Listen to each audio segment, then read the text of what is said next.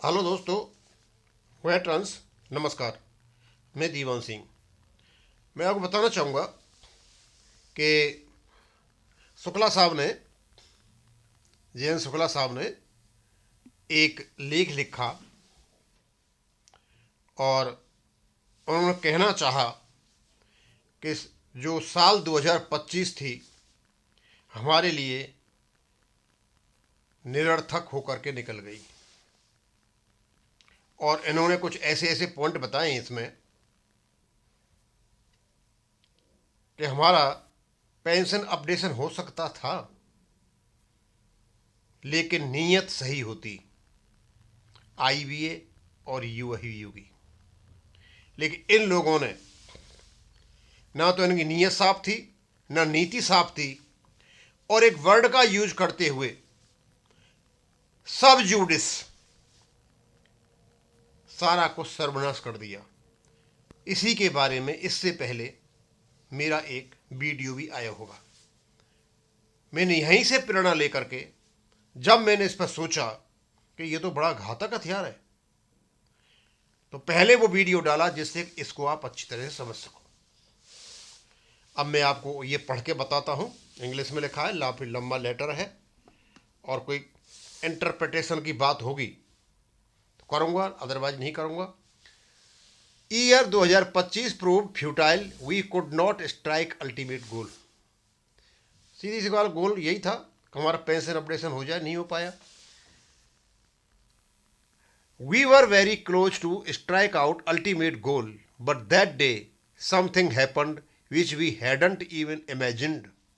The sub judice of pension updation in the Supreme Court became the reason for denial of pension updation. सब जुडिस, ये घातक हथियार, ये हमारे लिए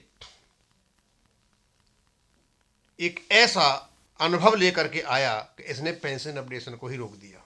होने वाला था, लेकिन सब जुडिस ने सबको सत्यानाश कर दिया। आगे,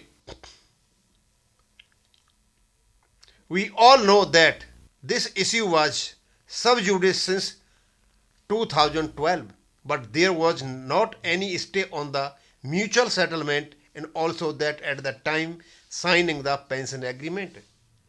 भाई सब जुडिस ठीक है, लेकिन म्यूचुअल एग्रीमेंट की तो किसी ने नहीं रोका था। आगे बताते हैं क्या क्या हुआ था। On 29th October 1993 there was a stay from the Calcutta High Court, yet the agreement was signed.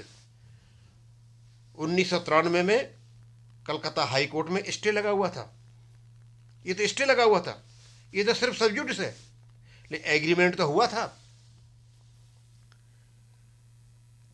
Obviously, the sub judice move was carried out as part of well-planned strategy by the management and the unions to block pension updation. Never before had pension updation reached such a climax, and all the negative narratives for not getting pension updation were very cleverly set in news by working unions. This was the first time that the management officially stated the reason for no pension updation in writing, as it being sub judice.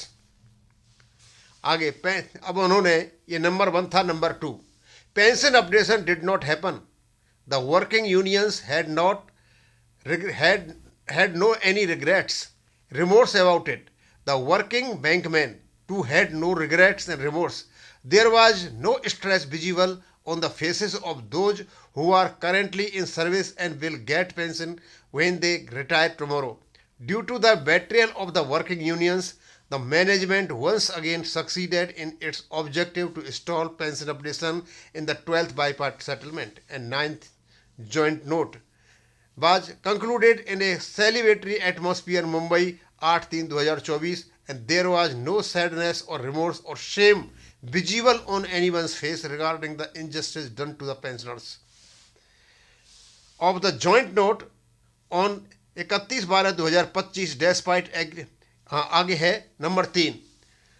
In the above settlement, let us be honest to say that the BMS created a situation to bring updation on central stage. बोले इस ऐसे माहौल में भारतीय मजदूर संघ pension updation को लाने के लिए उसने कोशिश की।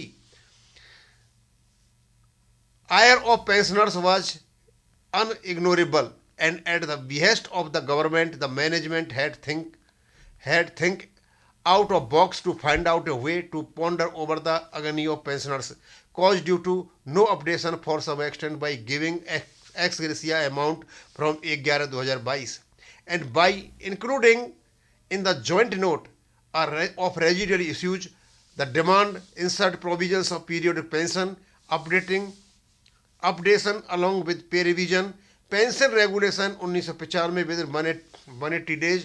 According to settlement, ex gratia amount was to be reviewed from April 24 onwards every year, but due to the collusion of unions and the management, the ex gratia amount is not being reviewed.